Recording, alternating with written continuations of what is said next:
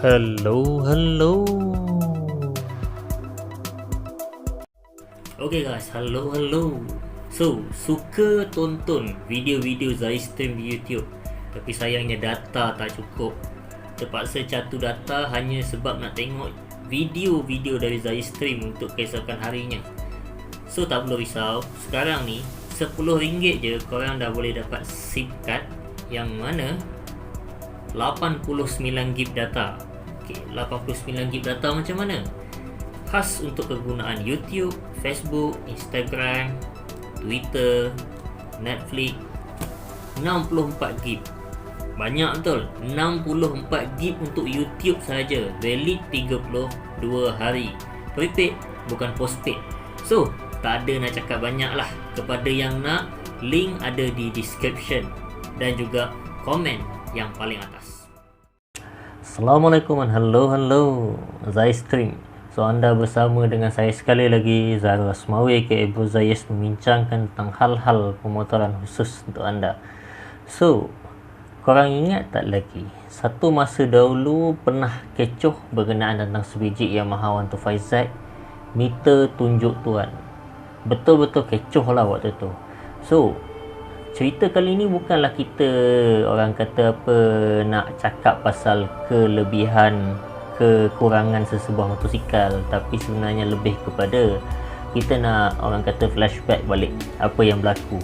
So kira-kira 2012, lebih kurang 8 tahun yang dulu lah, yang mana kalau kita tengok dekat YouTube, dekat social media, kecoh sebiji Yamaha 125Z. Saya tak ingat color apa, tapi dia record meter tunjuk tuan. Okey, meter tunjuk tuan. Dan apa yang menariknya adalah video tu di-upkan sebagai salah satu orang kata apa reply ataupun respon kepada top speed ataupun result Kawasaki RR yang waktu tu tiba-tiba naik untuk trend highway, top speed di highway pada zaman tu lah. Okey, lingkungan tahun 2010 lah, saya tak silap saya difahamkan model Kawasaki RR model SE dikeluarkan. Waktu tu ramai yang argue apa perbezaan Kawasaki yang color hijau dengan yang color Shuriken punya stripe ni. So, itu bukan benda yang kita nak cerita, tapi lebih kurang 2 tahun lepas tu trend top speed di highway mula menjadi. Dia dah up. Jadi tak tahu siapa yang mulakan, area mana yang mulakan dahulu, tapi kisah tu bermulalah kisah top speed di atas highway. So kalau ikutkan memang salah lah, sebab kita highway tu bukan tempat berlomba. Tapi yalah, ada juga yang buat, malah ada yang berani record video dan sebagainya. Okay, tak apa tu terpulang masing-masing, kita tak argue keputusan masing-masing. Lepas tu keluar viral video Yamaha 125Z meter tunjuk tuan. Nah, so korang boleh bayangkan meter Yamaha 125Z tu dia memang tunjuk tuan betul. Okey, yang menariknya adalah saya cuba baca dekat ruang komen. Waktu tu saya dah pakai RR dah. Lama dah saya dah pakai RR. So saya baca dekat ruang komen, spek Yamaha 125Z tu tak ada buat modifikasi yang berat pun. Cukup sekadar mungkinlah dia ada touch up dekat blok lah mungkin, tapi yang utama adalah dia dah pakai carburetor RR pada Yamaha 125Z tu. Yamaha 125Z tu dah pakai carburetor RR.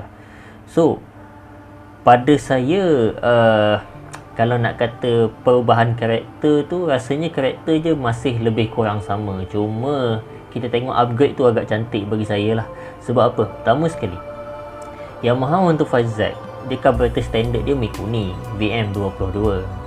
Kawasaki RR carburetor standard dia Mikuni tapi VM28. So basicnya model yang sama, cuma 122, 128.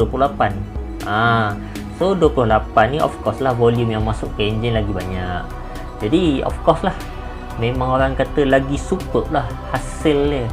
Cuma pada ketika tu pengguna-pengguna zaman-zaman YouTube viral kat Facebook ni belum nak up lagi lah. Orang kata ni antara video-video yang tak awal. Lepas pada tu dia terus jadi banyak. Pengguna RZ pun dah start modified, orang kata yang seiring boleh follow RR dan sebagainya. TZM pun dah start up waktu tu kan. So 125Z ni lah yang paling viral. Jadi ramai lah yang argue, yang cakap kenapa beli double R mahal, bayar bulan mahal, deposit mahal, kalau beli cash pun mahal. Yamaha 125Z ni kata kalau beli cash boleh jimat dalam 2000 daripada beli double R. Kalau compare dengan beli Yamaha RZ, boleh jimat lingkungan 5000 beli cash pada ketika tu. Sebab RZ waktu tu harga 14000 cash, hutang 14000, cash pun 14,000. Macam orang kata harga tak masuk akal lah kan. Orang kata ni harga dah kena set ni, bukan harga yang ikut market price. Okay, so double R kalau hutang 13,000, kalau cash dalam 11,000. Yamaha 125Z tak silap saya cash lingkungan 9,000, kalau hutang waktu tu jadi 12,000 rasa. Tapi kira okey lah. So dia orang kata baik beli Yamaha 125Z cash, baki 2000 tu daripada beli double R tu modify.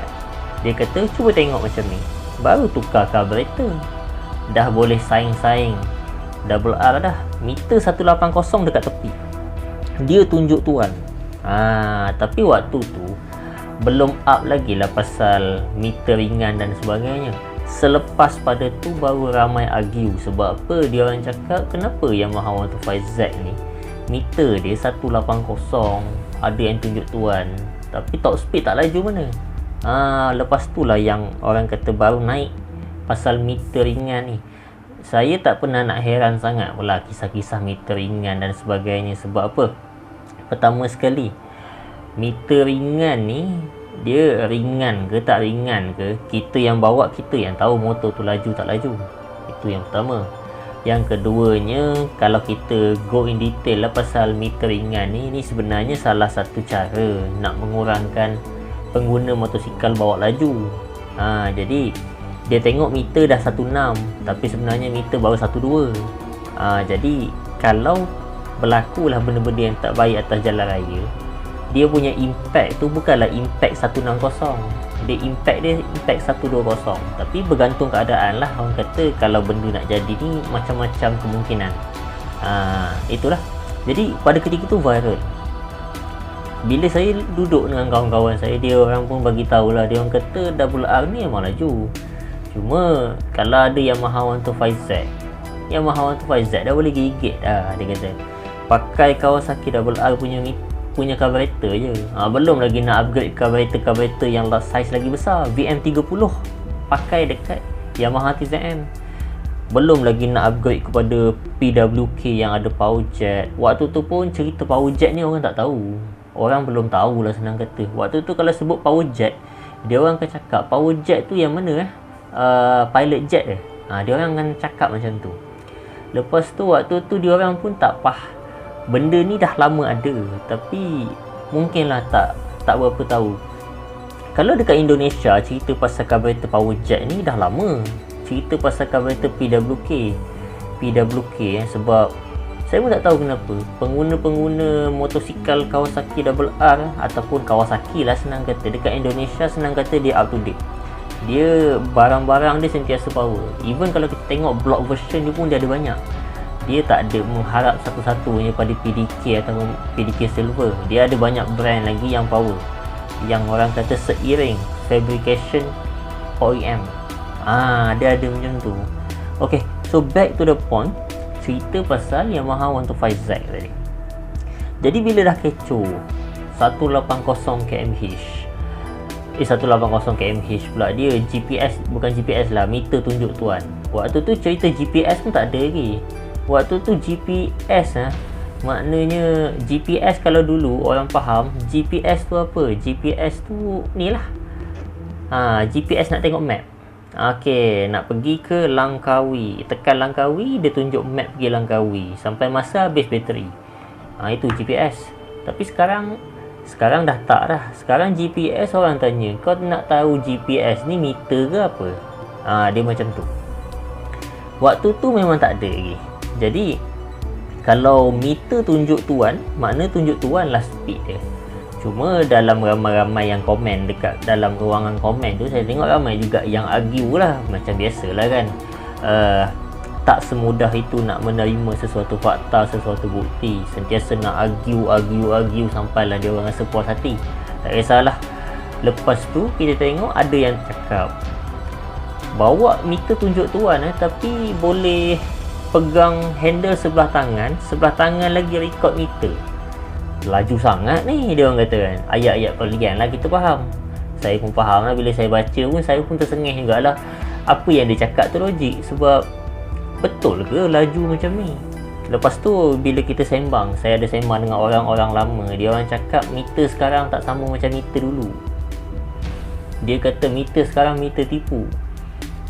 Lepas pada tu viral, orang kata naiklah kisah pasal Yamaha 125Z ni meter ringan. Tapi satu benda saya nak bagi tahu, memang Yamaha 125Z yang baru ni meter dia ringan, tapi ringan-ringan dia bukan tak laju, spek dia power. Malah sebelum ni macam motor-motosikal lain yang tak boleh fight Nova Dash tu, Yamaha 125Z turun baru ada fight. Basicnya kalau kita tengok kategori dua lejang jenis moped, Yamaha 125Z antara yang paling kuat lah. Lepas tu barulah orang kata RGV nak follow, RGX nak follow. Lepas tu Dynamic, Leostar tak kira lah sebab dia tak masuk Malaysia. Yamaha JR pun tak masuk Malaysia 120. So Yamaha 125Z lah paling kuat, orang kata paling kuat lah pada ketika tu. Dan hari ni berjaya lah orang kata menyangkal yang Yamaha 125Z tu tak laju lah, meter ringan lah. Sebab apa? GPS dah ada. Dan sekarang pun dah ada lah pembuktian hasil tuning yang baik, dapatlah dalam 180 GPS. Pada saya dah cukup okey lah. 125Z ni ringan, nak bawa laju-laju melayang. Kena bagi tak melayang macam-macam lah kena buat, nak rendahkan lah, nak apalah. Lepas tu sebenarnya tabiat membawa laju atas highway ni tak bagus. Sebab apa? Kalau jadi apa-apa susah.